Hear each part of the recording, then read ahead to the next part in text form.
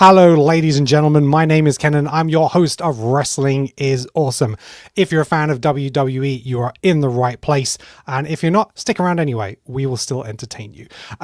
So I am joined with my guest today for our weekly show. We go live every Tuesday at 8:45 p.m. And this live episode will be converted into a podcast. And that'll be available on YouTube and also Apple Podcasts, Spotify. So if you want to be part of a podcast, get involved, get into the comments, let us know your thoughts and opinions of everything that we're talking about. We're here live on YouTube on our two channels, Creative Control, which is my movie podcast, Wrestling is Awesome, and we're also on Twitch. I think I'm the only one who watches myself on Twitch because I have one follower each week on Twitch, but somebody might find me there. And we're here on TikTok. So we are here. Right. Guys, I want you to tell us a little about yourself. So introduce yourselves to our audience. Talk about your channel, where you're at, what are your next hopes and dreams for your channel. So Sam, I'm going to come to you first. Sam's on wrestling. Tell us about yourself, Sam. I'm Sam from Sam's on Wrestling. I'm covered in oil and jizz, ready to go. And you do remember something from Raw. if you remember one thing from Raw, it's just gone around in a vicious circle. I close my eyes and it's still there. It's all on me. Hi, I'm Elder Sam. I'm from Sam's on Wrestling. I have a YouTube channel and a TikTok channel. On our YouTube channel, we have videos that come out every Tuesday, Thursday, and Sunday with my other wrestling partner, Sam, Baby Sam as he's known. We do plenty of videos from rankings to top 10s to podcasts to discussions to lockboxes to Sam versus Sam. And on TikTok, lots of shorts, but we also mainly on TikTok, I do Challenge Me at WWE Trivia. Come and see me on a live, throw some questions in the chat, and I'll see if I can answer them. And that is what I do. And I also mention oil. Never mind. Thank you very much, Sam, and it's a pleasure to have you back on the show. Really is. Lolly, tell us about yourself. Introduce yourself to our enormous fan base. I will do. So hi, I'm Lolly. I got back into watching wrestling probably about last June, July last year, back into the regular stuff. But I'm also a huge fan of New Gen, which I know Sam hates with a passion. I was 4 years old. If it wasn't Thomas the Tank Engine, then what's the point? You know, it is what it is. Anyway, I love New Gen. So I posted a bit about New Gen. I posted a bit about Attitude Era. I also like to go back to like some of the interesting things of pro wrestling and history. So occasionally you'll find like a little bit of a long form video about that. I've also got a Medium blog that I've started writing. So there's a couple of articles on there, which is in my profile. If you head to my TikTok channel, it's Lolly Holland. Sorry, I just ran a really interesting. I do lots of New Gen, and when I want to do something interesting, which is a real indictment of the New Gen. No, that's not what I meant. Context is everything. It's live. We'll cut this. We are live. I haven't got time for editing. No, that's staying in. Sorry. Oh dear. Good to have you on, Lolly. Thank you very much. And a belt up Brido. Brian, how are you doing, buddy?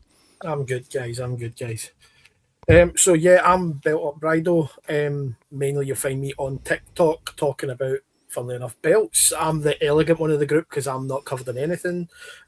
Hopefully never covered in anything like that. But yeah, mostly talking about belts, figures, collectibles, anything like that. I do a bit of movies and the dreaded football sometimes because you can't get away from it in Scotland. It's pretty much ingrained into us up here.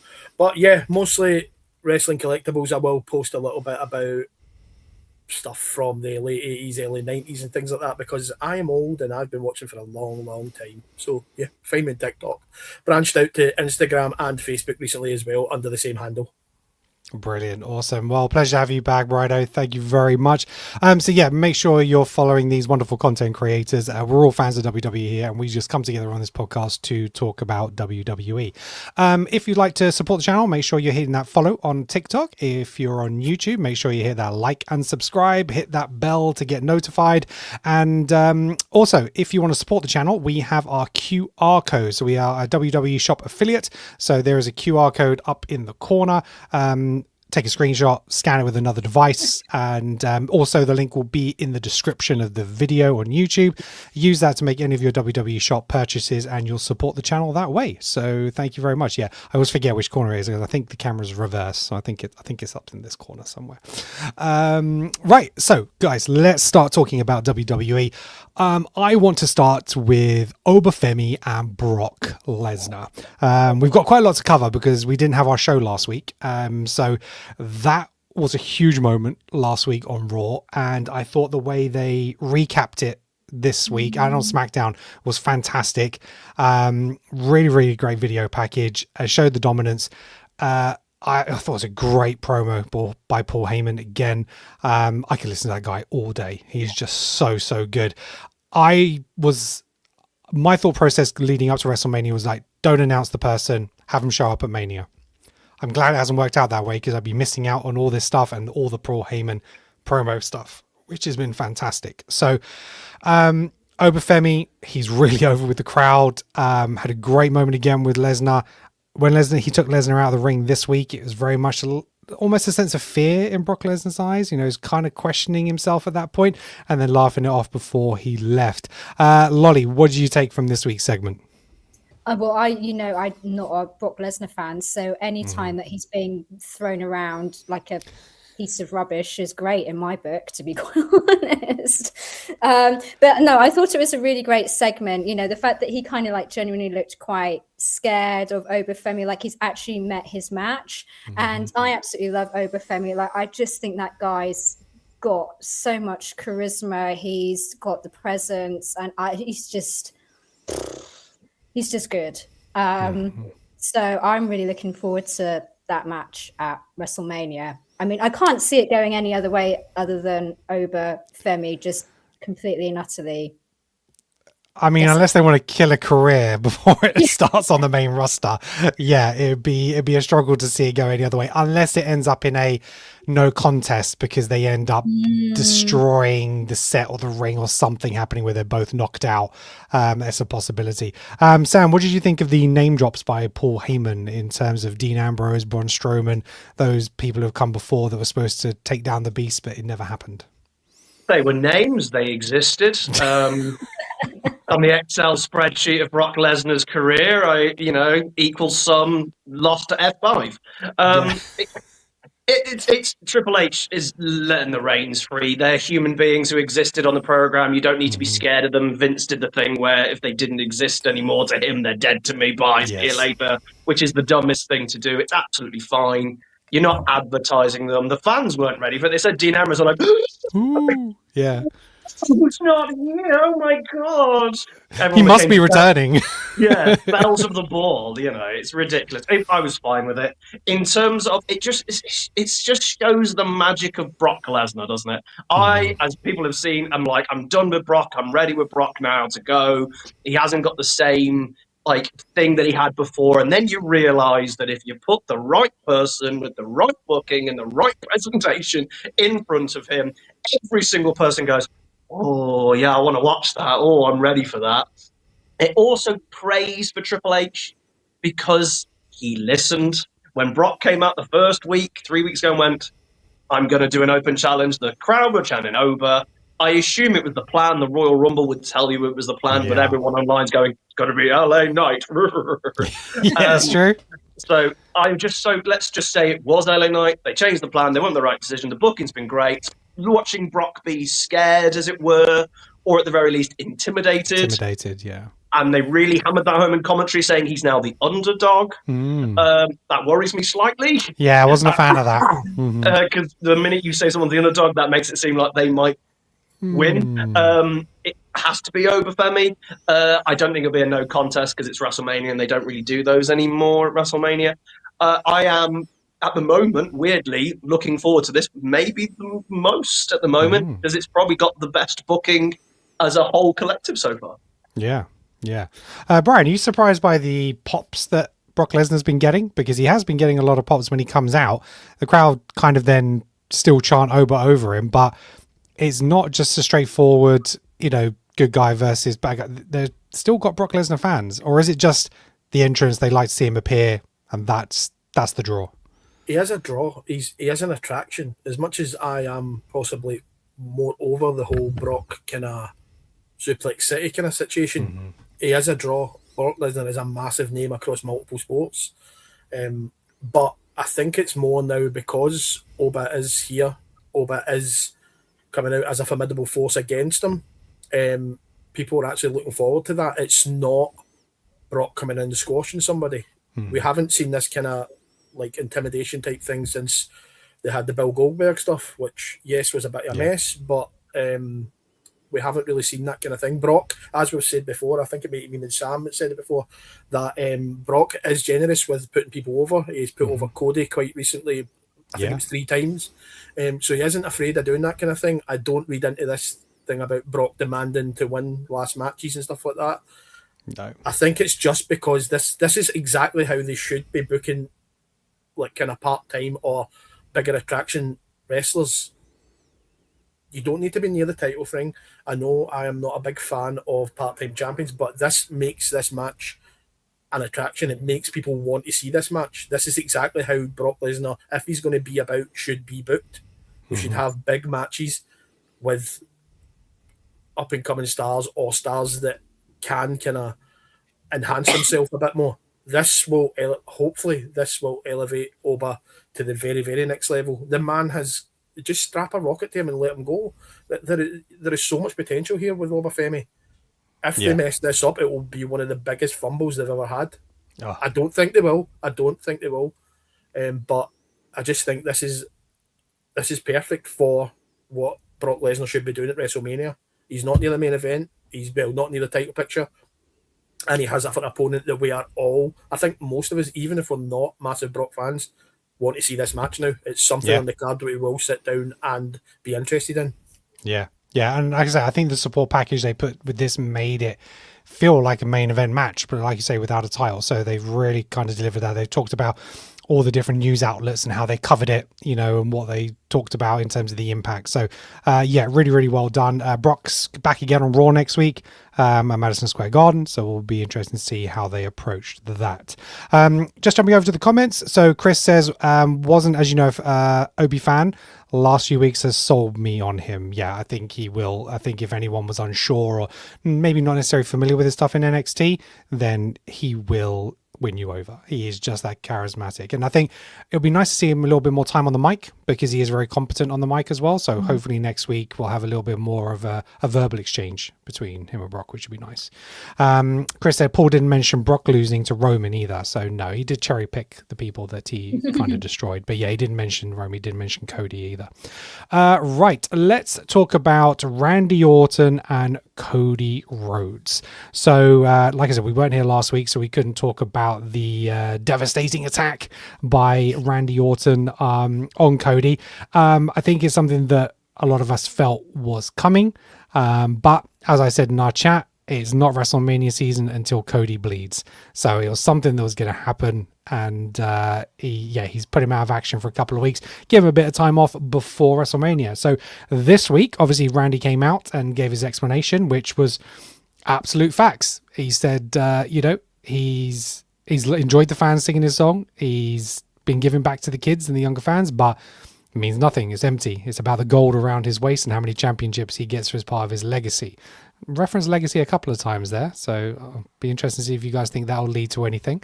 And then he spoke about the fact that Cody basically gave him permission. He's the one who said, I want the Viper. I want you to let the voices in your head speak. And we got that 09 Orton, basically. And I wasn't the biggest fan of moving the title off of Drew and, putting this match together. But the fact that we're delivering what Randy's delivering at the moment has piqued my interest in this. I think it has generated a really good match, and it's a strange way how we've got here, but now we are here. I'm quite comfortable with it. And obviously this week he beat up Matt Cardona, just because. Matt, how's it feel back to being in WWE? I don't know, but he absolutely destroyed him with the chair. And thoughts on Cody Rhodes. Sam, who's he on the phone to? Lolly, first of all, Matt Cardona. He is a guy. He was once in a tag team with a guy who was pretending to be his brother. They were called the Major Brother.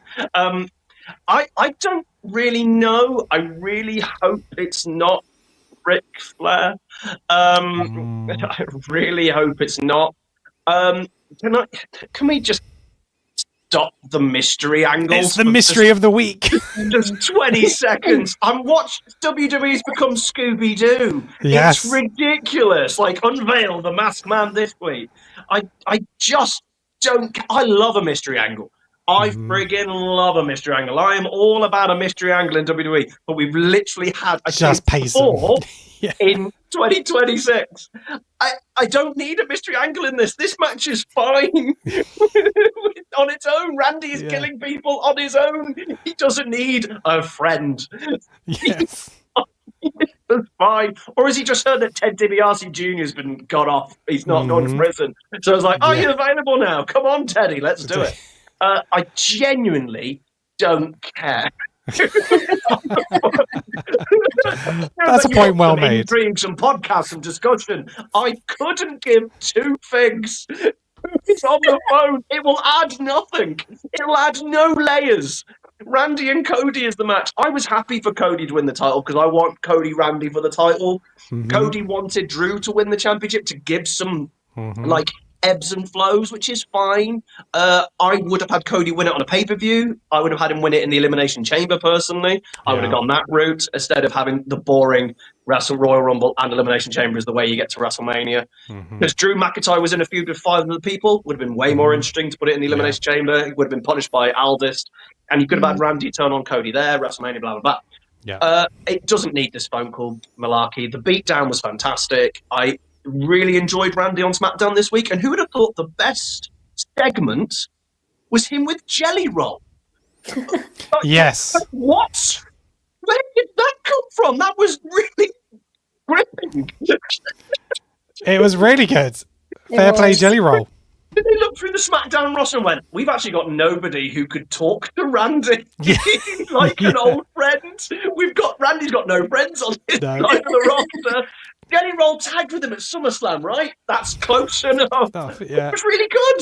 It was really good. That was the bit that was really good because I actually sat down and went, whatever. Yeah. And because they're going, you've worked really hard to become a better person, and people used to fear you in the locker room, and now they don't. Good stuff, Jellies. Some good stuff. So fair play. 100%. Lolly, how are you feeling about heel? Well, he's kind of heel Autumn, but not really, because he's just saying this is what he needs to do to win. So the crowd are still behind him. They're asking him to, do more harm on Matt Cardona. So how are you feeling about Randy Orton? Also, Randy Orton's an interesting one for me because obviously when I stopped watching wrestling, it was like 2002. And it was pretty much the year that I think he debuted. So I've missed basically his whole career. So I found Randy Orton, Lolly, right? He's this guy, right? He's a guy. He once wore blue trunks with his name on the back. I remember watching his debut, and I think he was wearing the blue. Anyway, so for me, like the last sort of 6 months or so, like watching this, like he's not really done much for me. But over the last like 2 or 3 weeks, with all of the storyline developing, I've actually been very invested in this storyline between him and Cody. So I am kind of looking forward to it. I think he has to win the match against Cody. Personally, I think that's the way it should go. I think that's okay. Your thoughts, Brian? Do you see Cody losing back-to-back WrestleManias? I don't think this is the end of Cody Randy by a long shot. I think this leads on to possibly Backlash at least. In terms of the phone call, somebody made a good point last night, although maybe a bit silly. That's it, exactly there. What I was going to say, the voices he's hearing are the voices in his head. That worked for you, Sam, because then we don't have Ric Flair coming in, which I really don't want. By the way, I really don't want Ric Flair on. Could it not be Chris Jericho? Well, it could be. Still in AEW. Yeah, Yeah, that's he the is. other thing. Although he did was post- posting, yeah. He was posting on TikTok today a About throwback Punk. about Punk, Yeah. and I was like, I for a video that we're filming, Baby Sonic's coming to film this weekend. We're doing a thing about WWE and AEW that's going to come out in May, I think. I literally was looking at the AEW roster, and Jericho is still on the Still active AEW roster. roster. Yeah. So I was like, oh, okay, there it is. I don't think this ends anywhere near WrestleMania. I think we have another decent build. Cody being off for a while is probably a good thing. Keeps him away from the kind of crowd for a bit, and they can come back. I would love to see a kind of double turn type thing. Maybe hark back to the older kind of stuff. Maybe, but I don't know. I just know that don't know, but I just suspect this won't be the end of it. It will possibly go on. They might drag it on more than they need to, but it definitely doesn't finish at WrestleMania. So that's why I'm possibly leaning towards Cody retaining in some way, possibly through. I don't see there being a double turn because this is a turn for Randy, even if the crowd are cheering. Everyone cheers heel now anyway, so it's just, are you a bad guy or are you a good guy? So Randy is playing the heel. I agree with you. This has got 3 matches. This is the match that's Hell in a Cell to me. This is the match you put inside Hell in a Cell. It really is. We haven't done one for a year and a half now, 2024, November, October, whatever it was. This is the one. Do it on the it's in Italy, I think, is the second one after Backlash. In Italy, yeah. Do it in Italy. It'd be great in Italy. I would do it there. And I absolutely agree with you, Brian. I really hope it is. He's hearing the voices. I really do. I just think Cody. I understand that maybe not do the turn anywhere near WrestleMania, and Randy has just sort of turned as well. He hasn't sort of turned. He is heel. Let's be honest. Yeah, obviously, he put on Matt Cardona, the biggest. I like Matt Cardona. I'm wrestling figures. You can't beat up a man who has wrestling figures. It's not allowed. I know. That's why I buy them for protection. But no, listen. I like Matt Cardona, but I'm quite happy seeing him on TV. Although he has become a bit of a ragdoll since he came on. He's been thrown about by everybody. So MFT and whoever's about. Yeah, exactly. Even Kit Wilson threw him about. Yeah. Right. And then went back to dancing. Yeah. Love that stuff. Poor Matt. Well, I suppose he's on the road with his wife, so he's happy. They're happy probably. Right. So I think Randy Orton, is he tied with Triple H for championships? He is. So do we think Triple H is going to put him over then? Do you think he's going to let him break his record? That nonsense that Triple H, that's just nonsense. They just make it up because they don't like Triple H. Like, the man had barely done any title changes because that's what he does with the title. So it's just nonsense. Of course he will. There are other people ahead of him already. Of course he will. I agree. And he's a long-time servant. He's a long-time friend. So what if Triple H is on the other end of the phone? What if Triple H is trying to help his friend get ahead in a weird corporate angle way again? Is that something that can happen? Bring back the corporate. I don't think so, because Triple H can't get physical. And I think he knows that if you turn up on... It was the problem that we ran into with Stephanie McMahon for a long time. He would come in and abuse all the male wrestlers who physically, obviously, couldn't do anything. Yes. And it didn't took until Brie Bella and then eventually Ronda Rousey turned up that she got any comeuppance, and it just demasculated so many of the male roster.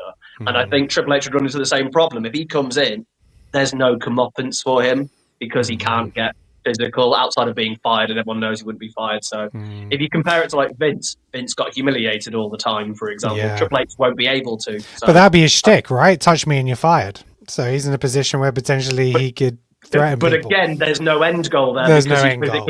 There's no end goal. So as much as it'd be a great gimmick, it doesn't work for that same problem. Yeah, okay. That's a fair shout. I see where you're going with that.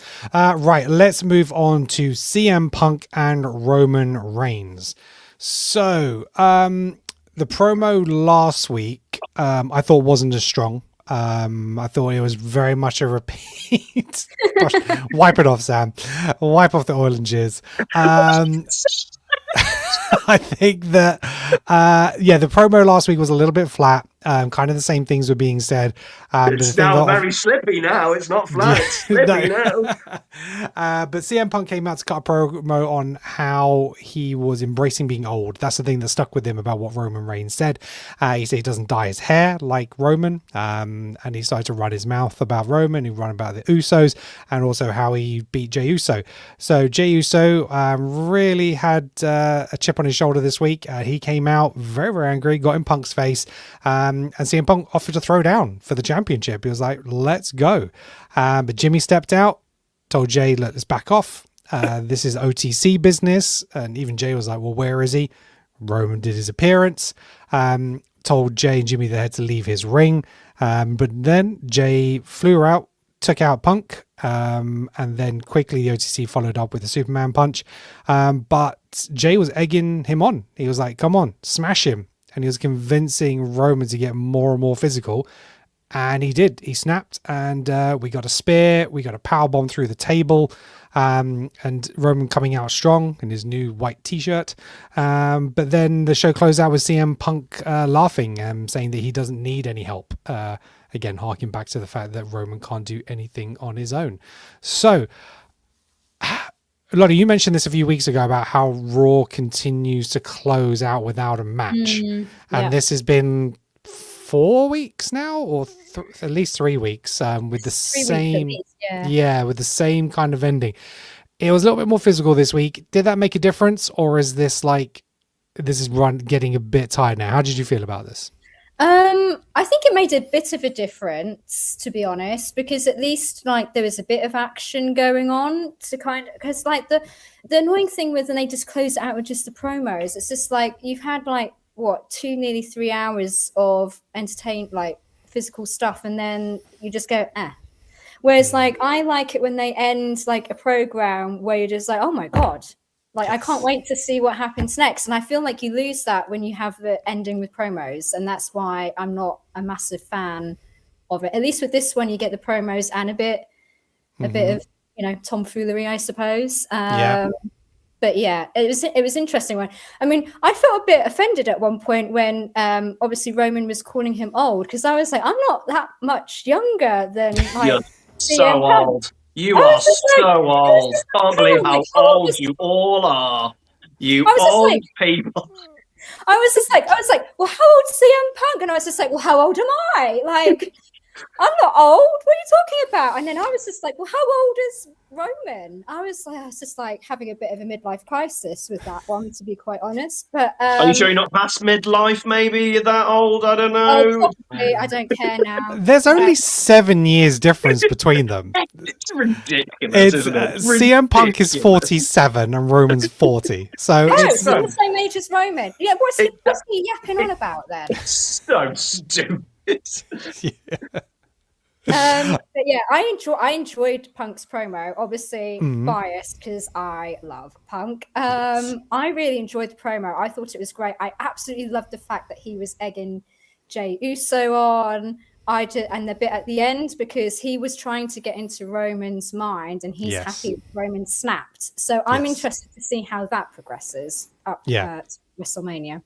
Yeah, I'd agree. I think I'm enjoying the promos. I think they should shift it around the placement of a little bit, but I guess it's their CM Punk and Roman's their flagship icons. And it's building up to a main event, so they're putting them on last. So I don't know. It's a tricky one, but the crowd cheer from both. There isn't a clear defining one. Even then, again, at the end of this, they were saying to Roman, one more time. They wanted him to hurt Punk more.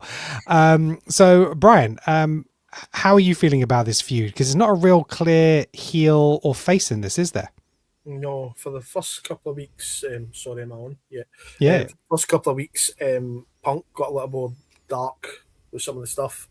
We thought we would have the kind of easy option of Roman coming back with maybe the chat about the dog, but that didn't really appear.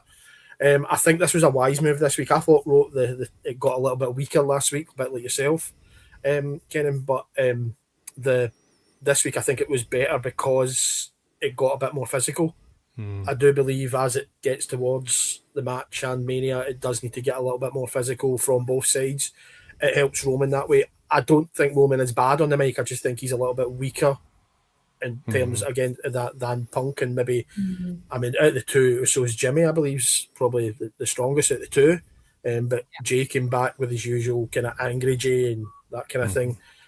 But I think it went well. I think it's simmering and it's getting there. It should be, by the time Mania hits, it should be everybody hyped for this. Everybody should be ready to go. I can't predict. I want to. My heart says Punk. My head says Roman. But again, my thoughts on kind of your main championship or your main championships, one of them not being on TV enough bothers me, because I need the titles to be on the TV. We pay a lot of money. We pay a lot of kind of. Everybody pays money to go see these things, and you need your big stars there. So in my opinion, they should be on TV. But that's just me. It's simmering along well. It's going really, really, like, kind of not going all guns blazing yet, but it is going really, really well. And I am looking forward to it. It is the match I'm probably looking forward to the most at Mania this year, with Brock and Oba kind of a close second, and one of the women's matches as well. I'm really looking forward to as well, but we'll get on to that a bit later. But yeah, I'm enjoying it. I really like it, and I think it will be one we talk about. I think they will go all out for this one at Mania. Okay. Sam. Oh, go on. Oh, sorry. No, I was just going to say, just a thought. I just remembered, was it last week, that they had this whole segment, I can't remember if it was Raw or SmackDown, where Roman was talking to the Usos about family and wanting to spend time and wanting to do things differently. So I think they're preparing us for a Roman win at WrestleMania. And I think that they're trying to cajole the audience into being okay with a part-time champion with those kind of segments. Yeah, that's a nice take. Yeah. I mean, when Roman was champion, he was the draw. So, he defended his championship every couple of months. He was there, not there, but he cut great promos, and, he basically was aura farming all over the place. So, Sam, is this indication of like the bloodline coming back? Do you think we're going to get a bloodline story again with the Usos and Roman? This is my biggest issue. I hated this entire segment. Ooh. I thought it was a mess. I thought it was crap. Like, sorry, there's two major problems. Three major problems with this storyline, but particularly this week. First of all, these two are clearly mates, right? In real life. Let's make this clear. These two are clearly mates, and they're trying to make it look like this blood feud, this real life feud, so they're kind of just speaking. But the problem is, because they're not planning much, it's coming across as just wittering on, and they're saying things that are a bit weird, like going, "You're old, and I'm going to bury you next to your dad, who I actually like." It's really strange. And then it looks like they're doing two different storylines. It's like they haven't had a chat. You've got Roman's trying to, "I'm getting in your head," and Punk saying, "You can't do it alone." Roman hasn't addressed in any way, shape, or form that he can't do it alone, because they're busy going, "You disrespected my family." They're like, "Well, I said one thing, but you can't do it alone." Right? Like, "Well, you're old." Hang on, wait a minute. What? There is no straight line, streamlineness to this storyline. Okay. It's a complete mess. And why is Jey Uso and Jimmy Uso involved in this? Why are they there? Like, we're clearly probably getting Bloodline back again, but we've already done that. It won't be the same. It worked because Roman was Godfather and he was a champion for 4 years and couldn't be defeated. You can't catch a lightning in a bottle twice. No. And I'm just there going, shouldn't you be addressing the fact that Roman couldn't do it alone? Isn't that the story? Can Roman do it alone? And then he gets to WrestleMania and he should lose because he cannot do it alone. But they're not doing that story because literally Jimmy and Jey attacked Punk. Roman then gets the upper hand. And I know Punk kind of said that when he was being up going, "I'm not the one who needs help." But they didn't address that. I think next week. I think next week is going to be pretty much "I told you so." That's going to be Punk's thing. Is like, "I told you can't do it by yourself." But then Jey will go, but you mentioned Seeker. Let's ignore the storyline that you're trying to play, which is interesting. It's driving me nuts. I kind of let it pass beforehand, but then the minute Punk said, I'm going to bury him next to his dad, which was weird, and then Roman going, you're old, and that's what made Punk punch him in the face. But then Punk comes out and goes, oh, by the way, I am old. It's great. So you're like, why did you punch him? Oh, because my boy said it. Your boy doesn't tell you. Are you going to explain what that means to the fans who don't know? No. Okay, we move on. It's just, I think it's a mess. I think people enjoyed this because A, we got some physicality, and B, it's Punk and Roman. But generally, if you made this storyline with two mid-carders who weren't over yet, and they did the exact same story, I'm pretty certain everyone would go, what a load of crap that was. I think what's going to end up happening is this is going to cause a distraction for the Usos, and they'll end up losing the titles next week to the Vision. I hope so. And hopefully then it means something. Yeah, because I'm hoping that LA Knight goes and finds a partner, and that's that. And the Usos get involved in Roman Punk, and that's probably what's going to happen. But I don't want them there. I don't. This is the main event. We've already... okay, let's just break this down for everyone in the audience. Travis Scott, the year before. Everybody who's ever existed the year before that. Solo Sikoa and Sami Zayn and the year before that. I think they also, Jimmy and Jay got involved. Oh no, that was WrestleMania 38. That one was clean. Then 37, Jimmy and Jay got involved. It's the main event of WrestleMania has had one where it's just, and it was the worst one, Brock and Roman, because I think one of them got injured and they did 11 minutes or something stupid. So literally, I feel like we haven't had a main, and then the year before was COVID and it was 5 minutes. And then we had the women in the triple threat where one of them broke their wrist. We haven't actually had a main event be two people have a match. Clean match. And we're not getting that this year again. Yeah. I think, like you say, though, I think that's that initial first kind of promo, I think it's went kind of weaker since then, and that's why they've had to, like you say, that's why they've had to go the physical route. That's why I was happy to see it this week, because I genuinely feel that the only way was kind of down after that. I don't think, and I don't think Roman's bad. I do like Roman. I don't think he's bad on the mic. I just don't think they were ever going to kind of reach the heights of the first maybe couple of them, and now it just seems to be tailing down a bit. So this is why I'm hoping it will have more physicality leading up to it. Yeah, I think it's pretty obvious it's going to be something with the tag titles, and that's going to go. I wasn't a fan of the Usos being tag champions anyway. They must have been. I know they don't do a lot of kind of things with the tag titles, but I actually forgot who the Raw tag champions were.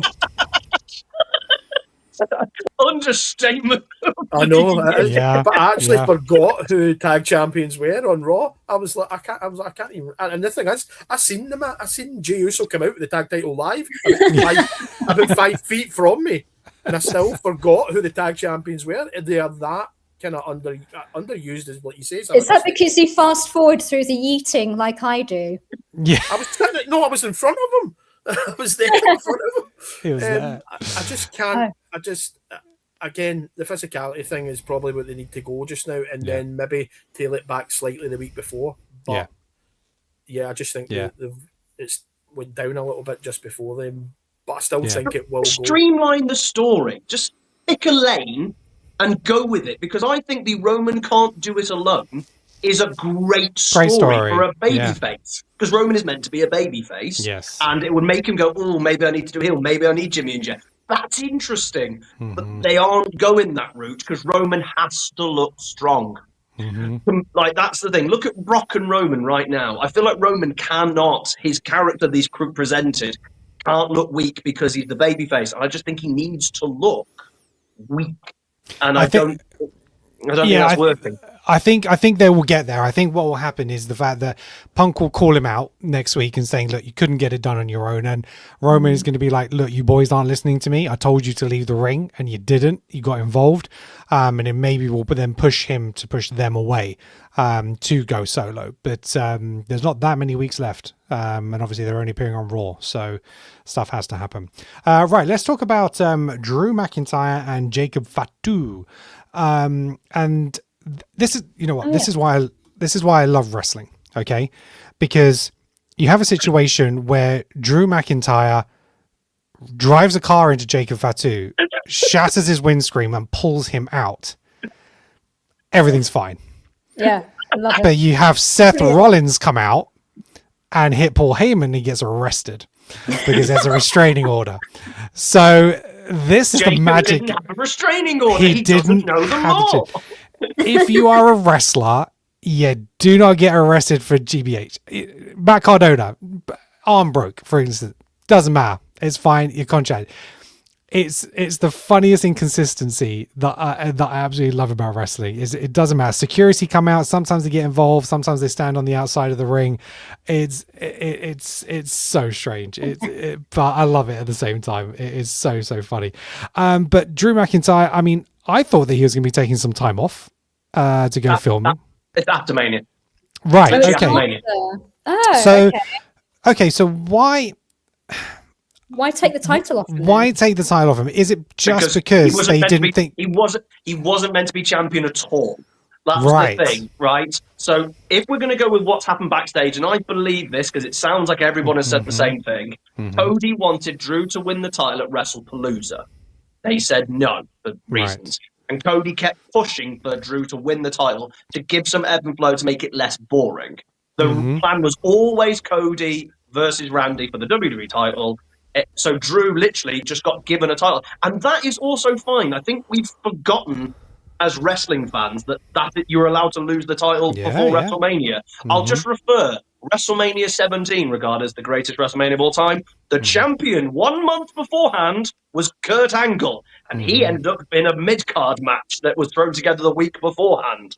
It's literally fine to lose the title and not be involved in WrestleMania. Literally fine, absolutely okay. Drew losing the title was probably the correct decision. The problem is we all love Drew, and everyone goes, "Oh, he's been screwed over again." It's like, but Cody Randy's the match we wanted. We've been talking about it for 2 years. You can't be complaining at one thing and then get angry with the other. So that's I the see thing. where you're going. You know, Drew. I wish Drew was a book stronger as the champion. That would have been nicer. Yes. But at the end of the day, he still got to be the WWE champion. Yeah, and he did it through the European tour. Yeah, so great, and it was all right. And this Jacob Fatu thing, I'm all on board with it. It's great fun. Just keep beating each other up. Yeah, I mean, it happened like 3 or 4 times throughout the show, and obviously ended with them on the scaffolding. I love reckon that they bit. weren't meant to fight in the one that had Solo Sikoa and the MFT. I reckon they were just backstage going, "This is crap. This backstage. Interrupt this. This is awful. Just go. Just having a smoke in the background going, "Do we just run into a wall? Let's just run into a wall." No, absolutely fantastic segment. And I mean, we've had who said in the comments, I think so, Lewis on TikTok said apparently Aldis versus Drew at Mania. Is it Aldis versus Drew at Mania, or is it Drew and Fatu? It's Drew and Fatu. They literally just fell off a building. Yeah. You don't then revert to the English general manager who hasn't had a match yet. You don't. Like, eventually they could do Drew and Aldis, but they're not going to do that at WrestleMania. It's the Fatu man, the guy fighting. I think it's him, Lewis. I think it might be him. Yeah, because the oldest thing's been bubbling, so it's nice that that's kind of bubbling under the surface, and they can bring that up potentially when they haven't got much else to... I can see that at SummerSlam. You know? Maybe Italy, because obviously it's more European, because they decided that England don't need a pay-per-view anymore. So we don't get one anymore. I don't know why. They've just given up on us, you know. Yeah. We get a Raw. It's it's interesting. Chris Galagos, Drew got screwed by the arseholes. Drew was robbed. Cody Rhodes is not my champion. So Chris has let us know how he feels. I do feel for Drew. He's in a weird position at the moment where the last WrestleMania, what was he doing last WrestleMania? Damian Priest, right? Yeah, exactly. He's in the exact same position. This will be a Street Fighter, a hardcore match of some kind. It's gonna be someone right. Of equal or equivalent ability. It's the exact same position. Yeah, I feel for Drew because I think he's awesome, and I hope he gets his moment next year. But being in Saudi, the trouble is, I don't think from a poster point of view he's the draw that WWE will rely on at a WrestleMania for a main event. As much as we love him and the fans love him, I just don't think he's going to cross that line. And talking about WrestleMania posters, what is with WWE having like 3 or 4 different versions of their promo material for Vegas? They have their blue weird electric one. Then they have this like Mad Max version of it. Isn't that meant to represent Saturday and Sunday? Is it? I haven't thought that's twigged what it on was that. meant to be. I thought one was meant to be Saturday, one was meant to be Sunday. Oh, So interesting. I haven't twigged to that. they're basically trying to market it as almost two different events. Then, if they've got very different Graphics, everything. Yeah. graphics, I mean, we'll have to see because that was my guess. That was my assumption. Maybe. Okay, I'll have to have a little look at that. Interesting.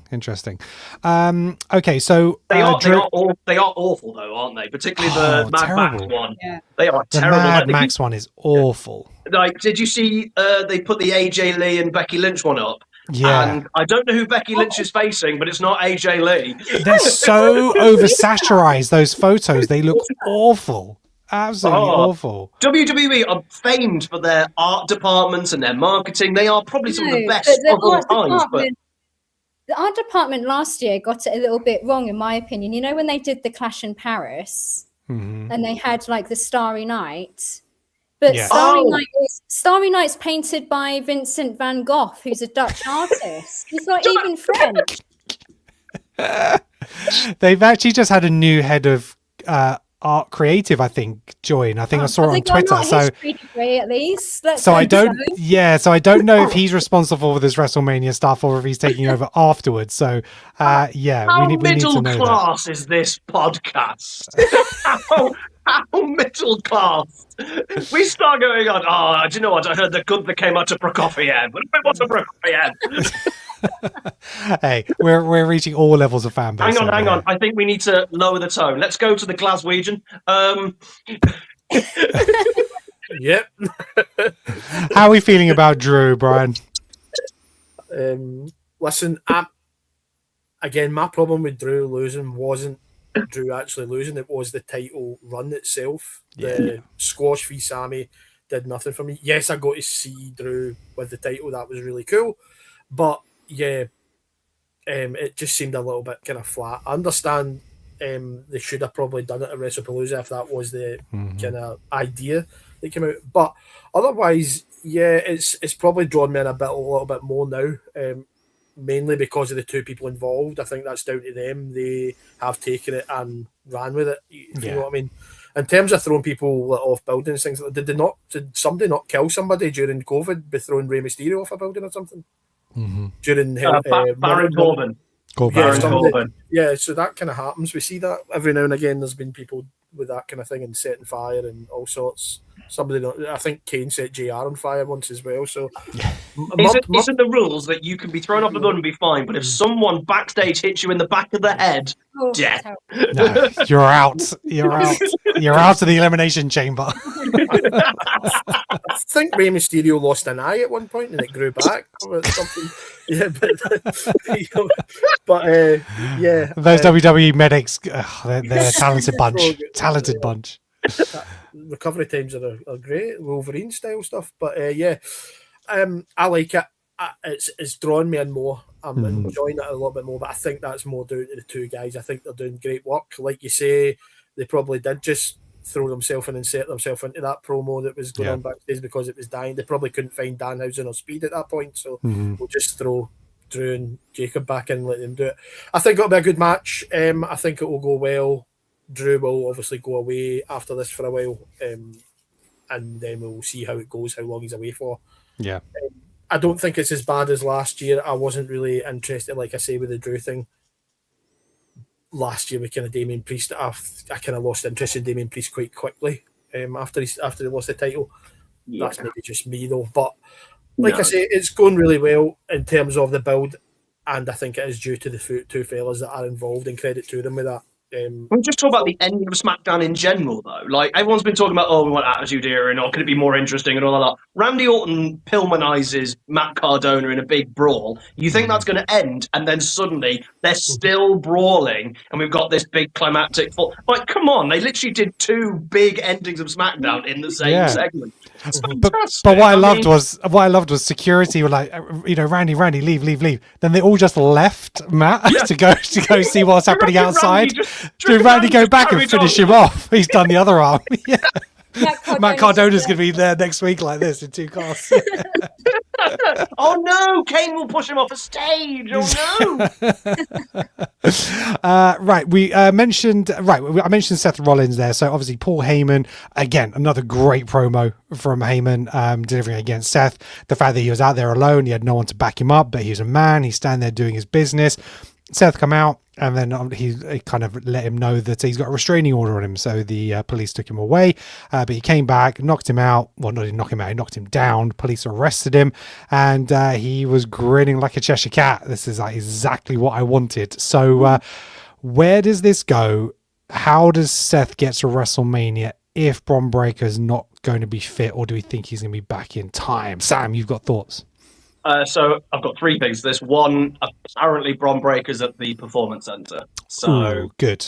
Like we might get that, or they might just go, Bron, do you mind injuring yourself at WrestleMania? I think we'll get Bron versus Seth. They might do maybe smoke and mirrors. I have two things about this, but I'm mainly going to talk about one. So the big thing there is Seth punching Heyman there, right? Because, he's saying all these things. The problem is Seth hit him with a chair and then curb stomped his face only a couple of weeks ago. You did a bigger thing to Heyman only a couple of weeks ago. So this is literally a step down. If this was the first time that Seth had hit Heyman to get arrested, it would have felt more. But because we've already done something slightly bigger, and it was bigger because he curb stomped him, he was bleeding, you hit him with a chair. This kind of feels a little bit like, you said something about my child. To get arrested. However, what makes it even more is Paul Heyman throwing the microphone. Yeah. It was an ear off. Who could ear the best? And just coming. Heyman stood his ground. Fair play to Heyman. He did say he was a man who just, well done to him. But literally the throw of the microphone was so pathetic. It was like watching a cartoon of when they get the nerds to play baseball and they throw it and it lands at their feet. It was so embarrassing. But yeah, on the serious, my problem was Seth hit Heyman, which would have been a huge deal if he hadn't already done something quite badly to him literally 2 weeks ago. So it lost its luster for me because it would have been really cool if he'd done that, if you know what I mean. But it was good. I enjoyed Heyman. Heyman was great. Seth keeps taking off his mask like we don't know who it is. Exactly. It's like the mask thing. But it gets a pop. People pop. I know. It's a live crowd. It's like, why is he wearing a mask? Yeah, it's like peekaboo, isn't it? It's just like, oh, peekaboo, it's Seth. Yeah.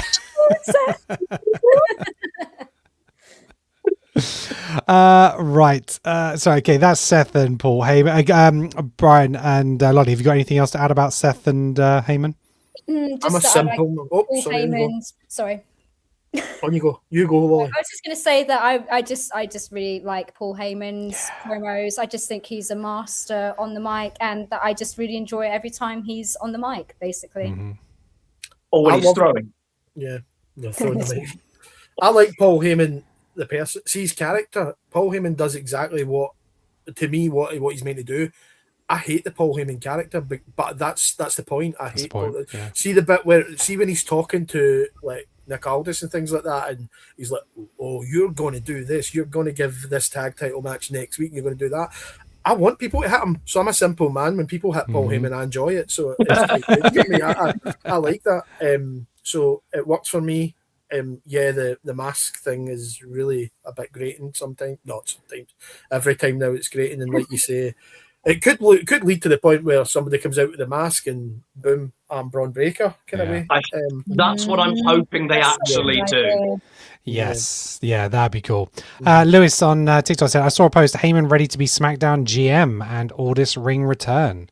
How would you feel about that? Well, I have seen that Nick has said that he is good to go if ever there's a match comes up. I think that was quite recently, over the last 2 weeks. So that would be interesting, because apparently he does just keep, he obviously stays fit, doesn't he? So I'd be interested, but I'd want a proper storyline for that, if you know what I mean. So maybe that would be the Drew thing. I'm enjoying Nick Aldis and Adam Pearce as GMs. They've been the best GMs for 20 years.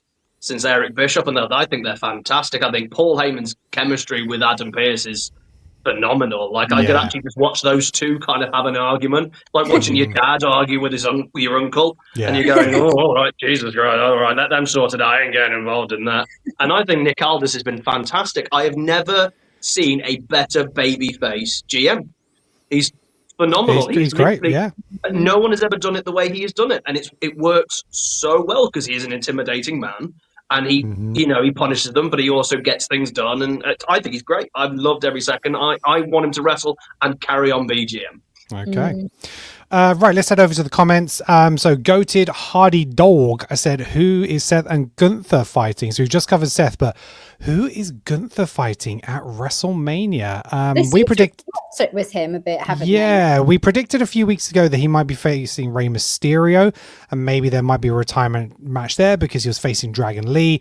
I think that Rey's injured again, and he's so not injured. They don't know what to do they? Yes, I think that's exactly it. Everyone's ready to go. Everyone's got a match. Everyone's going, I can't believe they're doing nothing with Gunther. It's like, what do you want him to do? You know, do you want to rush a storyline? I mean, even if Ray gets fit now, that storyline gets rushed. Yes. Is he going to miss WrestleMania? Because I don't see at the moment where he fits in. If it was me, what I would generally do, if Ray doesn't come back, have Gunther go after Penta and then just those two slap the living piss out of each other with chops for 15 minutes at WrestleMania. That way, you know, because those two could hurt each other. Because Penta, I don't think people realize how hard Penta chops. I don't think people have seen it. Yeah.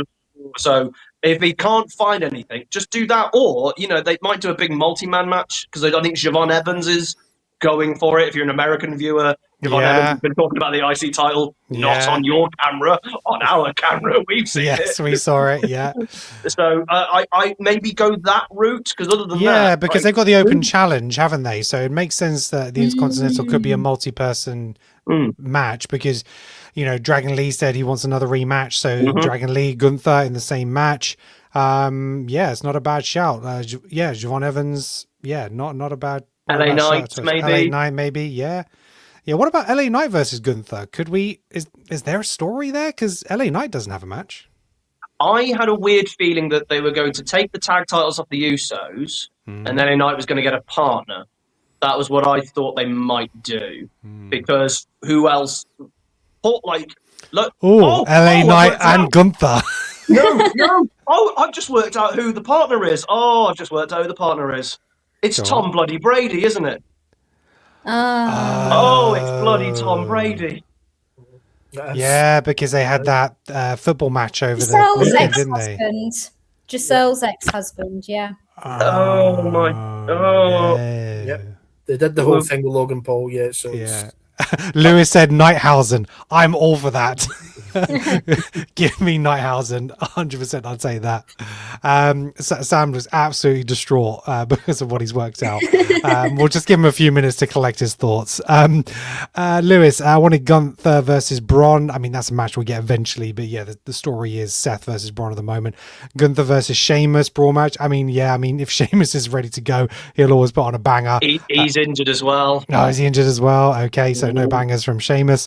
It's a difficult time for Gunther. So I think you're right. I think they need to pivot and do something now because even if Ray is fit, you're going to rush that storyline and it's to do it in a couple of weeks isn't going to fit. So they really need to pull the trigger on something. So we'll see what happens there. Right, he hasn't even been on Raw for like 3 Raws he's missed now. When was his match with Dragon Lee? Maybe 3 weeks ago, so maybe he's missed 2. But he won that. He missed the last 2. Do you know what I mean? Yeah. So yeah. It's like don't look over here. We're trying to figure this out. Don't look at the man behind the curtain. That's it. Intercontinental Championship match. So we had Penta versus Dominic Mysterio. Mysterio had nailed the 619. He was about to hit the frog splash. Finn Balor arrives to distract him and allow Penta to pick up the win after he got his knees up to Dom's frog splash and got him with a roll up. Finn continued to take his frustrations out on Dom, but he got a quick escape. And then JD McDonough got the full brunt of Finn with him standing tall. So, yes, Finn is full babyface now. It's Finn and Dom at WrestleMania, right?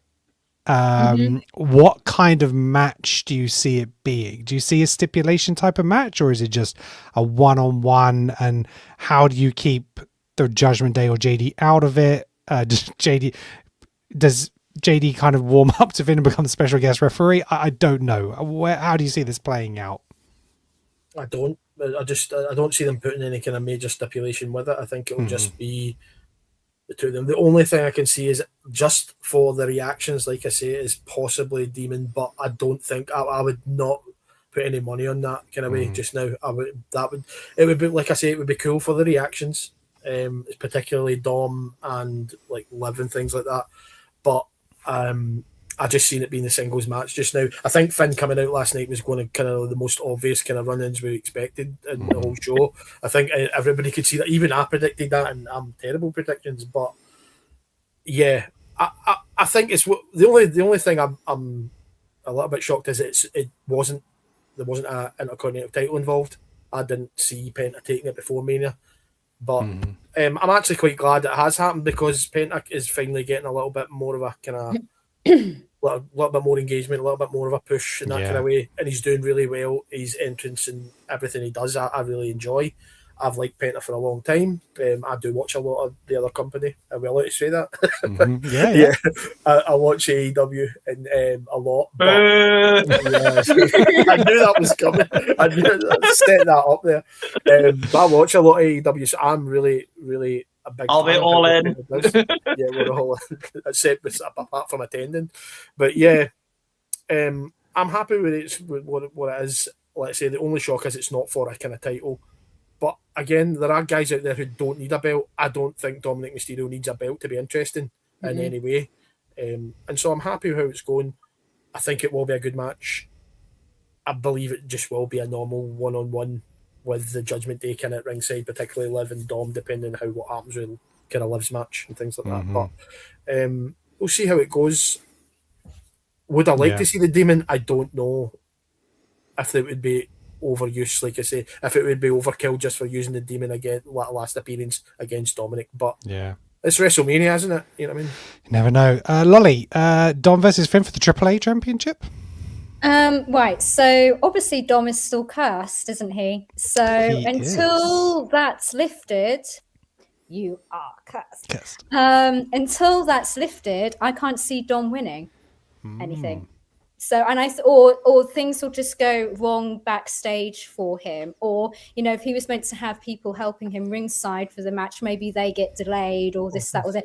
Basically, I think whatever it is that Danhausen's done is going to cause him to lose to Finn. Also, I'm not really sort of got the Finn thing because I've not really seen much of him. I was so invested with him beating everybody up. I was like, yes, I get it now. I'm fully on board with Finn Balor. All right, awesome. On the Finn train. Sam, how do you see this feud heading? First of all, Penta can't beat Dom, can he? Not clean. No.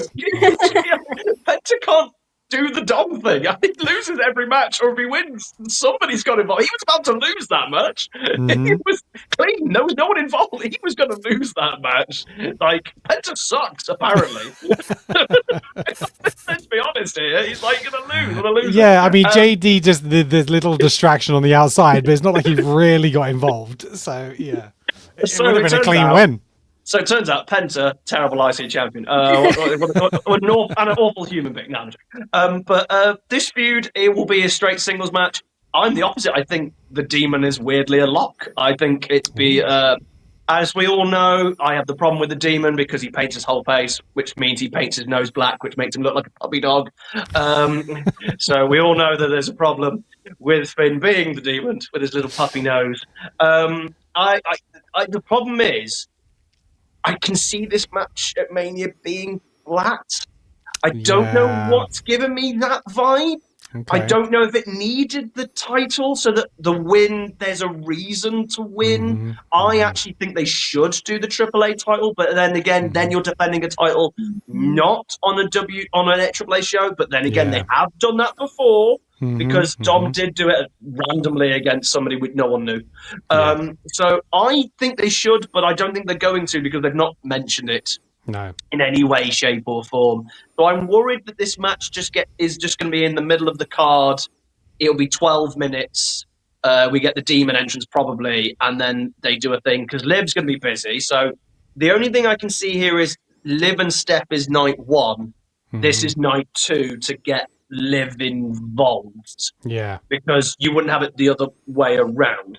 So I'm just worried it'd be flat. I hope not, because big fan of Dom. And as you know, I'm not a massive fan of Finn, but I have really enjoyed Finn in 2026. I think this is the best he has been booked. I think it's the best character work he's done. His in-ring has been fabulous. So I hope that they can deliver what I want the expectation to be. But I'm just worried. I don't know why I'm worried. I just am. Okay. You mentioned Stephanie Vicaire and Liv Morgan. So I thought that was a real great brawl this week. No words needed. Absolutely needed it. Fantastic. Looked really aggressive. Looked personal. So, no further comments on that. That was fantastic. We also have new WWE Tag Team Champions. Damian Priest and R-Truth defeated Tamatonga and JC Vito. When did that happen? What do you mean tag team? What do you mean? It wasn't a tag team match on a WWE. What? No. What? Not a main event. Did I miss it?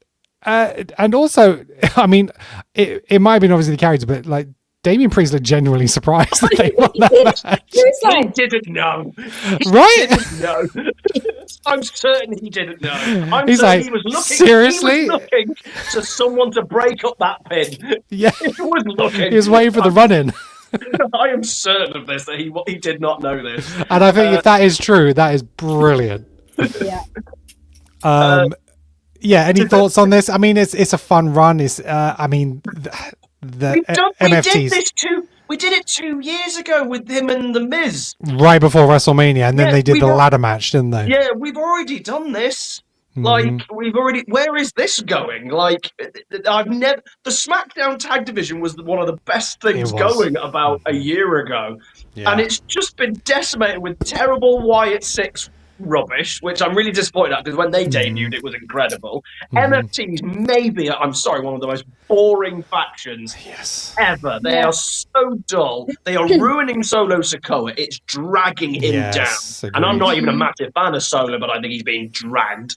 And now you've got these two old people as tag team champions. Old. Jeez, he's in his 50s. He's old. But like, 54, apparently. He's so old. He's now older than the number of 24/7 titles he had. But where is this? Is this WrestleMania? Are they gonna? Who's gonna? They'll end up hosting WrestleMania, those two, won't they? Or something stupid. Yeah. What was the point? I don't know. Maybe they'll face Kit Wilson and The Miz. Yeah. Sure.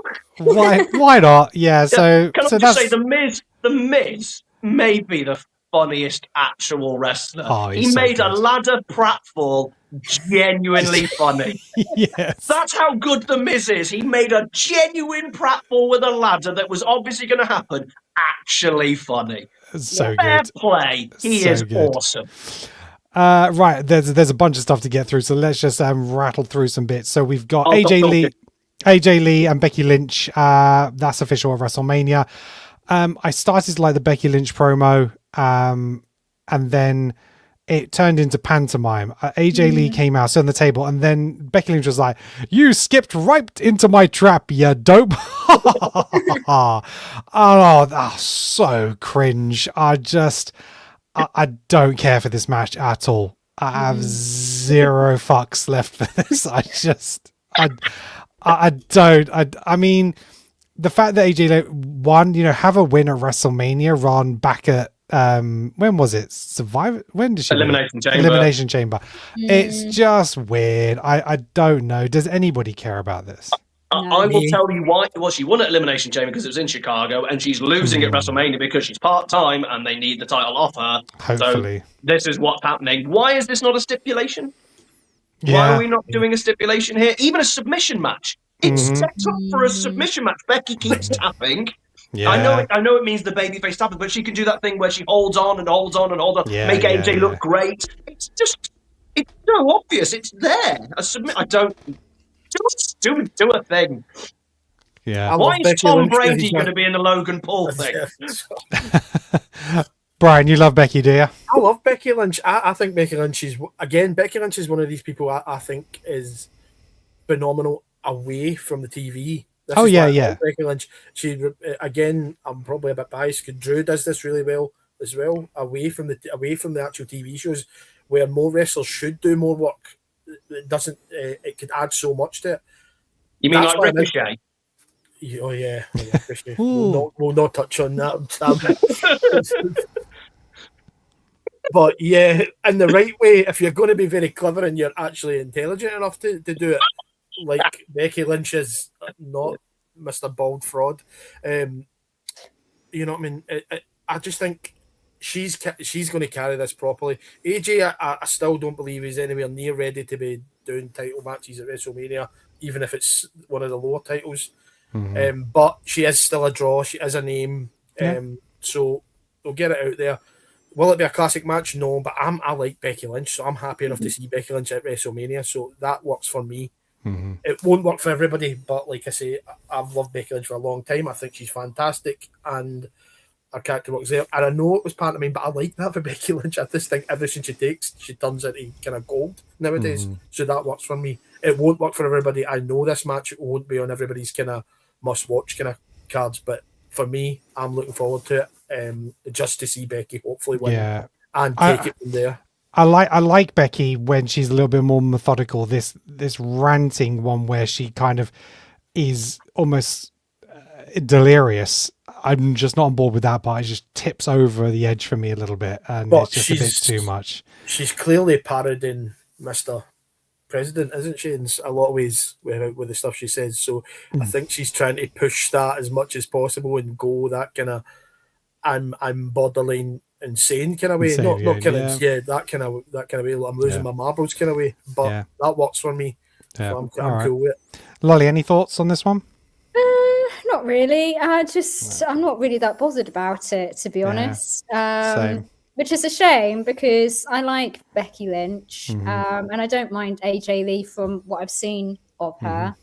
But I just feel like because they kind of did that match with Becky and Seth and CM Punk and AJ Lee before, I'm like, why are we having the same story again, only like a few months later? I just want a bit. Yeah, if they'd left it there and then went to the title match at WrestleMania and had a build up, fine. But the fact they had the match Elimination Chamber and now we're just running it again, I've lost interest. What's not helped is AJ Lee had a fantastic match against Bayley. Yes. And you're sat there going, you could have done anything. AJ versus a young person would have been great. You literally, the problem is, I want to watch AJ versus Becky, and I'll go and watch Elimination Chamber because they've already done it. That's the problem. There are some matches that you're like, you can do multiple matches in, and we've already done multiple matches in. This is now match number 4. Yeah. You know, they've had War Games and the Cena one and the Intercontinental title. So we're now on match 4. Why are we on match 4? And it hasn't escalated in any way. You know, and that's the big problem. If they put a stipulation on it, which they should, it would protect AJ a little bit as well. This match would then go up. But I'll just go watch the Elimination Chamber, which I bet's better. All right, let's head over to the comments. So I am the Yeet Police on TikTok. What do you think of Dan Housing? We all love him. We are all on board. We're all Fanhausens. All Fanhausens. No curses coming our way. Chris Gallegos, he has been spamming the YouTube comments. Becky Lynch is boring. AJ Lee and the Divas era was better than Becky Lynch generation of today. No, that's just wrong. Ted DiBiase Jr. will return at WrestleMania to help the Viper win. It's unlikely. Maybe catering. You could probably put a bet on it, but you're not going to get anything back. Have you seen the state of him? He doesn't look healthy, does he? No. I wouldn't exactly said he's been pumping iron. No, he's been pumping something. Chris Collins, is Brian Wrestling is Awesome look-alike for Jerry Lawler? I don't know if that's a compliment or an insult. I don't know. How do you feel about that, Brian? Yes, usually I get butterbean. That's usually what I get. Amazing. Oh, there we go. Awesome. All right. Chris Gallegos, Legacy will reform and turn against Cody Rhodes. I mean, Legacy included him, so just those two, no, that's not enough there. Someone go and look at what Ted DiBiase Jr. looks like now. You'll understand. Yeah, he just gave an He's not- interview about him not being guilty, and man didn't look fresh. Chris, again, Sol Ruka is a lousy wrestler. Chris is spamming, I swear. Sol Ruka was hogging all the glory and spotlight over Zariah. Sol Ruka is damn selfish. Isn't that the point of the story? Yeah. Let's have a look. Chris Collins, that's why Paul got the restraining order, because Seth attacked him 2 weeks ago. Yeah, no, makes sense from a story point of view. Paul Heyman has confidence in the men he has managed. Yes, he does. But all the men are falling around him at the moment. Chris, again, TNA sucks. Okay. Let's have a Why is look. TNA catching strays here, man? I don't know. Catching more strays than Matt Cardona. Chris Gallius, this one I agree with. Chelsea Green deserves a WrestleMania match. She does, but if she's fit, they're doing a triple threat with Julia and Tip. I'd agree with that 100%. Hopefully this they just keep her in the wheelchair a little bit longer. So do you think she'll interfere in next week's match?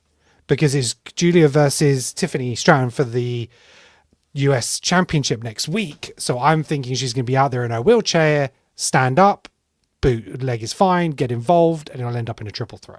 Have we seen Chelsea Green since Tiffany wheeled her out of view? She was on last week. Yeah. Oh, yeah, no, because Nia Jax just pushed her away, didn't she? Oh, no, she's been Zack Ryder as well. She's off the stage. Oh, no, it's just something in the family. Oh, no. Oh, no. Oh, no, protect the children. Protect the figures. Yeah, so I can see a triple threat happening. Let's have a look. Chris is a bitter man. AEW sucks, is garbage. Okay. Mike Santana sucks as TNA World Champion. Yeah, sure, why not? But what's happened with Raw and SmackDown this week? Yeah, exactly. Are we going to talk about Jade and Rhea and the weird but weird turn that Mitchin and B-Fab did? Yeah, so there was a lot of content creators who predicted this coming up this week that they were going to. And I think you did as well, Sam, didn't you? Yeah. So this was going to be the new faction. I mean, I need some reasons. I need some conversations next week on why. But you can't beat them, join them. Yeah, I don't know. I mean, could somebody tell them that there is another word in the English language other than bitch? Oh, seriously. Yeah. Oh my god, they haven't used this much more in the Dog Owner Society. It's absolutely ridiculous. I am that bitch. I am that bad bitch. You ain't my bitch. Your leg's on, bitch. Shut up. Just what are you saying? Rhea is trying to do a reasonable promo. Like, she's trying to do a story, and Jade's just like, I got more money. I'm a bad bitch. Woo. And you're like, what are you saying? Just shut up. And then Mitchin and B-Fab turn up, and apparently they're there. And it's like, I mean, I'm glad for those two because it gets them on TV. A heel turn will be great for B-Fab. She's got good character. Mitchin isn't spectacular, but she's good in the ring. Really she's solid, and it'll work for her. She's good mid-carder. So someone who can get beaten up and save Jade, perfect person for that. So I'm glad for those two. It doesn't make sense in the grand scheme of things, but how often do people get beaten up and join? I mean, literally, Bron Breakker and Bronson Reed literally joined Seth Rollins about 5 minutes ago. Yeah. So it's not unusual that this happens, to be honest. Like, but at the same time, it's a bit weird. It is. I'm wondering whether this will lead up to Io Sky coming out at Mania and rescuing and helping Ripley win the title. Or turning. Oh, I've been seeing it for weeks, guys. Come on. The theory is that they might have Io and Bianca, and they said that Bianca, she may not be fit enough to wrestle, but she could come in and do a punch or something like that. So interesting. There's definitely a theory that they could have Io and Bianca. I feel sorry for Io. She seems to have been. Yeah. Kyrie, maybe, but I think Kyrie's dealing with whatever. I don't even know if they're going to do a match at Mania either, because I would like to see Kyrie versus Asuka. Let them have a match. Why not? There's a little story there. They can do 10 minutes is all you need. 7 to 10 minutes. You can tell a story. I hope so. I feel sorry for Io Sky if she doesn't put a match, because I think we all knew that she was going to be defending the tag titles with Rhea Ripley. Bianca didn't get fit, so it was like... So it was like, Io's like... Can I? Oh, all right. Yeah. Someone feud with me. Raquel. Yeah, they got a match next week. No, we're going to do it on Raw. Oh, Kyrie, you shouldn't take Asuka. Oh, I've set your match up. Could somebody have a match with me? I'm the best wrestler in this company. Someone wrestle me. I feel sorry for her. Right, what else have we got? Oh my goodness. So Bailey and Lyra Valkyria, they won their match against the Kabuki Warriors. Yes. They challenged Nia Jax and Lash Legend. Wasn't that an odd promo at the end? Yeah, what was going on? She was like the most famous Serena, just booze. Don't say somewhere's better than the place you're in. And it's like, and then you want us to see us beat them, don't you? And they're like, all right. That was quite. Why Bailey shouldn't be at WrestleMania? She doesn't deserve it. She keeps doing promos like that. So, do we see a multi-person match for the Women's Tag Team Championships? For me, that's the only way to go. Is what the thing I wanted from this, because obviously we got the Bella Twins, Love 'em, hate 'em, they're involved. You've got Alexa Bliss and Charlotte, they're involved. They're actually having a match next week because the championship matches keep getting interrupted. And obviously then you have Bailey and Lyra Valkyria. It's got to be a multi-person match with those. And whether you get the Kabuki Warriors in there as well, whether Io Sky takes Kairi Sane off Asuka and then they form a tag team and join that, who knows? How are we feeling about the women's tag division? Yeah. Thumbs up? Yeah. All good. One of the best things literally on WWE TV for the past 6 months, and they're still going strong, apart from the fact the Bella Twins are now here. Yeah. So interestingly, the Bella Twins might win it because they had that segment with Danhausen and they were like, you made us lose. And he's just like, no, I didn't. So he's basically said that he hasn't cursed them. So I'm just like, And they're basing everything based on everything's working around Danhausen. This is like what was it in Star Wars? Like, Jar Jar is the key to all to everything. Yeah. Danhausen is the secret Sith Lord here for me. Yeah, and Paul I show speed. Bless him. Oh yeah. As well. He's been cursed as well. Could someone take Twitter off the Bella Twins? Because they are spouting some absolute nonsense and dross. The first thing they said is, we're not going to get a fitting end like John Cena and AJ Styles is. And you're like, A, you are neither of those two people. B, you're already in the Hall of Fame. Shut up. You were given something that you shouldn't have got, or at least shouldn't have got that quickly anyway, because you come back 9 times. They are closest to nearly the youngest people in the Hall of Fame. Beth Phoenix is the youngest. And you're just like, shut up. And then they're like, there should be 3 matches at WrestleMania on each night. And they're like, there usually is now. They've got 2. It's very close to that. Why are you spouting something that is happening anyway? Have you seen the card? There's going to be at least 5 at least. Like, stop talking. They're just moaning at their current employers. That sexism is happening. If they went, there should be a main event. Fair enough. I agree. But the good stuff, there's good women's wrestling happening. There is happening. It is. Shut up. It's just they're not happening with it. Yeah, well, exactly that. They are not the good women wrestlers. They are still really bad. I'm sorry. We got great matches with Stephanie Vaquer and Liv Morgan, and like I say, Jade Cargill, Rhea Ripley. We do have Becky and AJ Lee. We're going to have a tag team match, States Championship. There's lots maybe going on. Asuka and Kyrie might be in something. Maybe Raquel and Io might be in something. There's so many feuds in and around Mania. I don't know why. I don't know if they've only got this arrogance that they're suddenly the legends and stuff. Brie hasn't been able to wrestle in her life, and she's just relying on Daniel Bryan stuff. Nikki improved quite a bit, you saw how bad she was in that match with Becky. Even Becky struggled to bring her through. Becky was bad in that match as well, to be fair, but Becky struggled to bring her through. And Becky's like the person you give to help a wrestler. I think Maxine, I think AJ Lee, they give Becky because she's the solid hand who isn't doing spectacular things that you won't be able to keep up with. Could you imagine that she was in the ring there with like Stephanie Vaquer or something like that? She would look really bad. No. What else we got? United States Championship, Carmelo Hayes versus Ilya Dragunov. What a great match that was. I really enjoyed it. It was one of my favorite matches. I could watch them every week. And I'd love him to do a best of 7 series. You know what they did with Carmelo and what's his name? Charlotte's ex-husband, who's now left. Andrade, yeah, where they had that like best of 7 because they just had banger matches every week. I'd love to see them keep going. They're absolutely brilliant. Does Carmelo Hayes get a match at WrestleMania? Are they rebuilding the match between him and Dragunov to be at WrestleMania? Are they actually going to do the rematch and Dragunov is going to turn heel because he can't get it done anymore? Is that where we're going? Maybe. Because I'm on board with that because I want to watch them go at WrestleMania. Carmelo Hayes deserves to be at Mania. Right now, no one has put on more consistent matches than 100%. Yeah. And Dragunov might be the best wrestler in the company. He might just be. So let's put it at Mania. Let's go for it. Because quite frankly, I could watch them wrestle all day. Yeah. All day.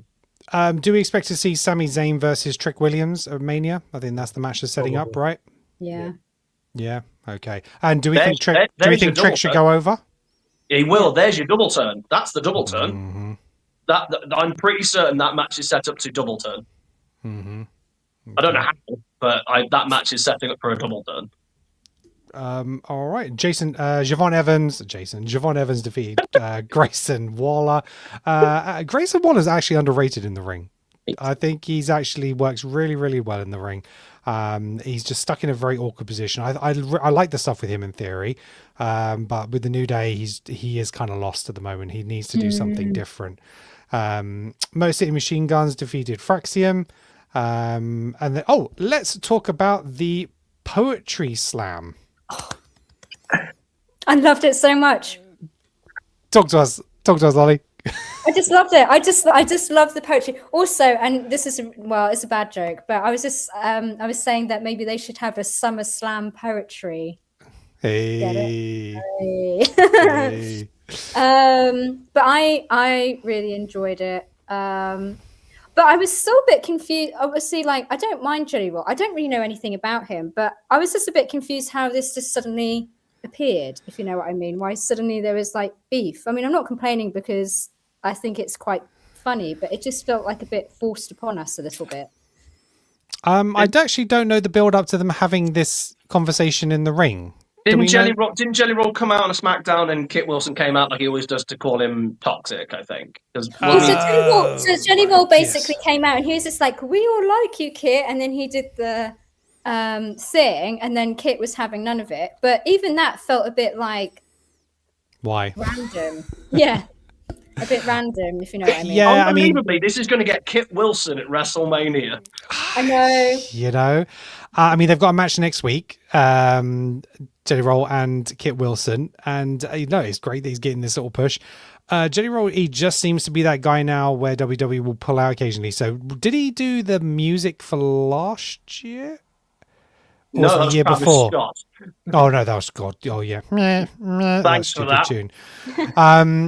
Because he was it at WrestleMania he did the song and then he did his little match thing. That was a couple of years ago now, wasn't it? Where he came out and did a choke slam, and that's what made him decide to lose all the weight. That's it. So he wanted to get into shape for the match, and then he obviously had the match with Randy Orton versus Logan Paul and Drew McIntyre. There you go. Thank you. I know I can rely on Sam for the details. But yeah, obviously then he's lost a whole bunch of weight since then, and he wants to get in the ring more. So fair play to him because I thought he did a decent turnout when he was with Orton. So there are better celebrity wrestlers than others, and I think he is a little bit better than others. So, but the key is, he said, I want to lose. Yes. This kid wasn't going to win. I'm so happy. No, I meant it on SummerSlam. He beat Kit Wilson. But at SummerSlam, he went, no, I lose because the celebrity always goes over. I will lose. Yes. He actually must be a wrestling fan. Yes. And you can Agreed. see that, I think, and that's all that matters. Sorry, Brian. But it's just always better when they buy into it properly, or they have a bit of kind of history with it. Watching, again, I'm a little bit older, so watching things like Lawrence Taylor, who had no business being in a wrestling ring, things like that. I mean, I'm a big Arnold Schwarzenegger fan, but Arnold Schwarzenegger watching Triple H and thinking Triple H is the face and things like that. I remember watching things like that a long time ago. Mhm. The celebrity has to be involved. They have to go all in. You can't Mhm. you can't do this half measured. That's why I quite like Jelly Roll being in here. Same with Bad Bunny, who did the same kind of thing. Yes. Buy in properly. I'm okay with you being on the card. That's fine. As a kind of one-off kind of thing, that's all good.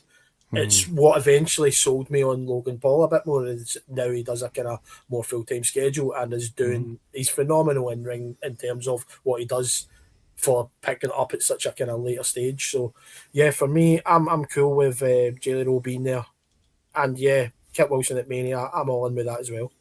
Yeah. Logan Paul's going to do Tom Brady. Yeah. Yeah. As soon as you said it, it sat and it's like, yeah, I can see that happening. But Kit Wilson, yeah. Kit Wilson, hey. Kit Wilson, yeah. I think we've now covered everything. So, is there anything else that you guys wanted to talk about? I do have one thing. Go for it. So obviously the lead up to WrestleMania. I mean, technically, am I allowed to talk about this because it's not technically WWE, but obviously they've got on the 17th, which is the Friday before the WrestleMania events. They've got Josh Barnett's Bloodsport, which obviously Natty Neidhart's going to be at. But with this feud that she's building up with Maxine, I was wondering whether there might be interference from Maxine at Bloodsport, which I think would be quite interesting. She's got to be the most out of place person at Bloodsport, though, and like the history of it would be Maxine. No, she's done loads of Bloodsport. Has she? Yeah, unbelievably, she has. Particularly as this Natty gimmick, she's appeared in Bloodsport. I think I could be wrong. I'm pretty sure she has. Yeah, Natty. Yeah, but Maxine, I'm talking about. Oh, yes, Maxine, sorry. Yeah. Maxine would be the post. Right. Okay, hang on. Say it again. Yeah, so Maxine has to be the most out of place person ever to be in a Bloodsport. No, she's got a massive history with is there a person who does not suit the context of Bloodsport than the woman who has never touched a ring until about a year and a half ago, who does a worm, who is dramatically improving, but quite frankly, you can say you've been in the dungeon all you want. You ain't going into Bloodsport. You escaped far too early. Yeah, I just think I don't see her showing up in there. I just think that it's not a feud people have cared enough about to warrant that kind of crossover. They didn't even put it on Raw this week. That's how little they care. It's such a shame. I feel like they've really wasted the whole Natty character massively. I'm just Yeah, no, I agree with that 100%. Aleister Black, he's kind of just floating around a bit. He's kind of like, we got rid of Karrion Kross, so we need you to fill that role. So can you start converting Sammy and having the same conversations that Karrion was doing? So what happens with Aleister Black? The rumor mill is he is not involved at Mania. He is the post-WrestleMania person. Right. Hence why he's been getting victory. He's got a victory against Randy Orton. Yes. He's had a victory against Sami Zayn. So they're giving him victories so that he looks a credible thing. So he might be missing WrestleMania. I wouldn't be surprised if he is your outside bet for the Andre the Giant winner, Battle Royal winner on the SmackDown, because obviously it's not allowed. Triple H doesn't care about giving everyone a payday anymore. So I think he is going to be the post-Mania guy. Yeah. I think. Okay, yeah, interesting. Well, there you go. Gunther can be in the Battle Royal. There you go. That's something. Oh God! How sad's that? When Bobby Lashley was in it. Right, I think that is about it, guys. Thank you very much. Appreciate you being here. Thank you for everybody watching and listening. We really appreciate you. Final one, Chris Collins. Should Cyndi Lauper be put into the Hall of Fame? 100%. Yeah. Yes. 100%. Yeah. Agreed. Because Sid Vicious has just been announced, right? Yeah, as a legacy. I don't know if this is a new thing where they're going to put in a past the person who's passed, Mm-hmm. which I like. I think that's quite nice. I mean, they should have put in Sid before he passed anyway, but Yes. I'm glad for Sid, and I like the idea of a legacy Hall of Fame induction as well. I like the idea of that. So Yeah.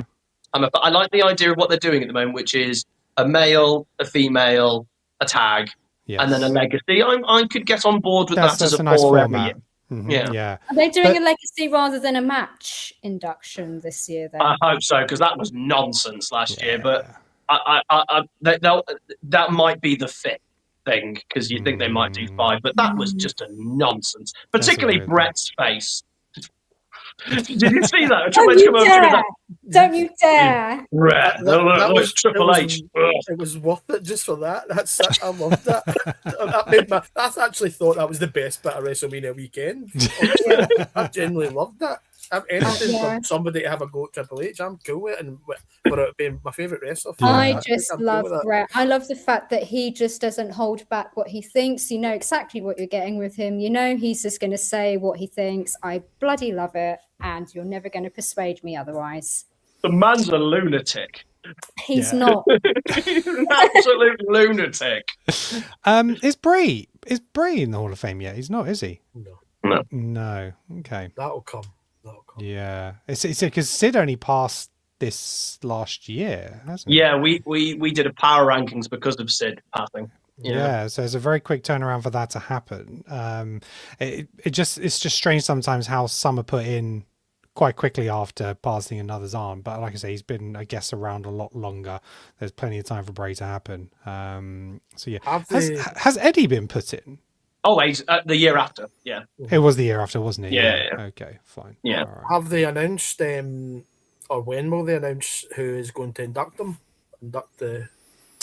Don't know. Nothing's been mentioned at the moment. So again about AJ Styles, if it may be Cena.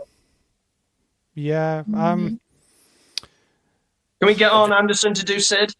Yeah, we'll get on and with his scissors and things like that. Right. Okay, we'll wrap it up there, guys. Thank you very much. Guys, just take another opportunity to tell people where they can find you. Sam, go ahead. So you can find us on TikTok. Sam's on wrestling. You can also find us on X and Instagram. On YouTube, that is our main thing we do. We do lots of videos every single week, Tuesday, Thursday, and Sunday at 6 p.m. UK time. We've had a video drop today, which is seeing the good in the Eugene character. So we're going to try and find all the good things about Eugene. I look forward to that. On Thursday, we've got our WrestleMania 17 review. Carrying on the Invasion storyline, we're going to review the greatest WrestleMania of all time until I start speaking about it. Sam vs. Sam is Be a Star. We're going to guess Dave Meltzer's star rating for a WrestleMania. And then, because it's always a mess, and that one's good fun. And then we've got our top 10. Literally, because people have kept asking me when I do a TikTok live, who are your favourite wrestlers? And I'm sick and tired of being asked it. Yeah, so we're going to do a top 10 who's your favourites? every time. So we're going to do a top 10 of our favourite wrestlers. The most personal top 10 list that's going to ever be a wrestling list on YouTube. So people can finally find out who my favourite wrestler is, who Baby Sam's favourite wrestler is, and then they can stop asking me who my favourite wrestler is. Go watch the video. Are you both giving your individual top 10s, or is it going to be a combined top 10? No, it's going to be an individual. When we do our top 10, it's always our separate top 10. So you can see the generational gap. You think there's a generational gap with me in here? You wait till Baby Sam, who starts watching in 2008 and 2009. There's your generational gap. I just wonder what that feels like. It's so. It's a hard concept for me to grab sometimes. When you look back fondly on 2010, it's a problem. Yeah. When Jack Swagger's winning Money in the Banks and you're like, yeah, he could be the next guy. It's just never a good time. Lolly, where can everybody find you? You can find me on TikTok. It's Lolly Holland. You can also find me on Medium. I do have Instagram, but I'm very bad at updating that. So my primary residence, as you were, is TikTok. Awesome. And Brian, where can we find you? Just the usual TikTok, branched out a bit to Instagram and Facebook now. Just daily nonsense. So you usually find me in the East End of Glasgow shouting at cars or something like that, because that's what I do daily. Yeah, so pretty much there. TikTok, Built Up Bridal. All right, awesome. And Lottie, what is that projection on your ceiling? That is awesome. So basically, on top of my bookshelf, I've got this thing which is like an aurora light thing. Okay. So, and I like it because I don't know if I can tip it. It really makes Aurora Borealis. She doesn't want to admit that it's actually just a Bret Hart figurine that's lit up. Yeah. No, he's stood next to it. There's lights coming out of Bret's arse. That's all that is. I like it. Naturally. Of course you do. Naturally. No, he's next to it because I was just like, oh, where can I put Bret? I'll put him on top of my bookshelf. No, that's awesome. Oh my Maris, God, is that actually a Bret there? That is a Bret. Hang on, That's let a me go Bret on. figure. I was just taking the That's why I liked it. Yeah.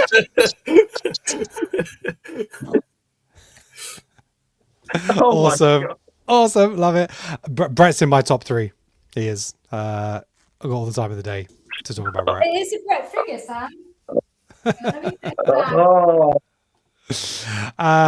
Chris, thank you very much. Chris is one of our most regular viewers. He's always adding contents and comments. We appreciate you. So thank you to you, Chris, for joining us today. You much appreciated. Chris said you're all younger than me. Hey, Chris, as CM Punk has said, age is but a number. Look at what he's achieving. I don't dye my beard either. So we're Oil and jizz. maybe I should change my handle. Should we close on that? Should we is that Yeah. say goodbye? I want to say oil Yeah. and jizz now. Yeah, follow me, Kenan, at Oil and Jizz. I might start seeing an increase in the following.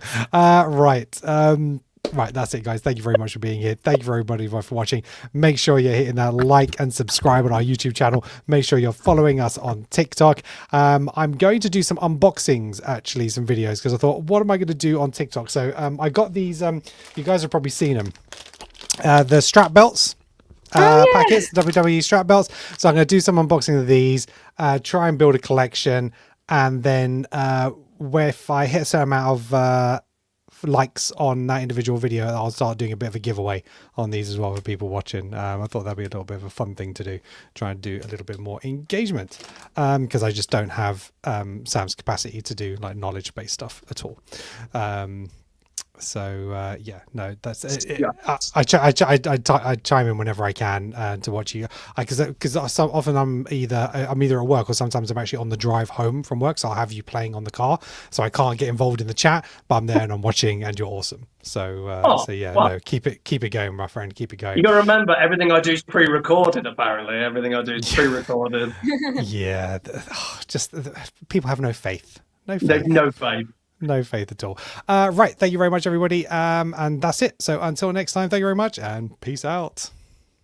Oil and jizz. Oh, cheers. Oil and jizz.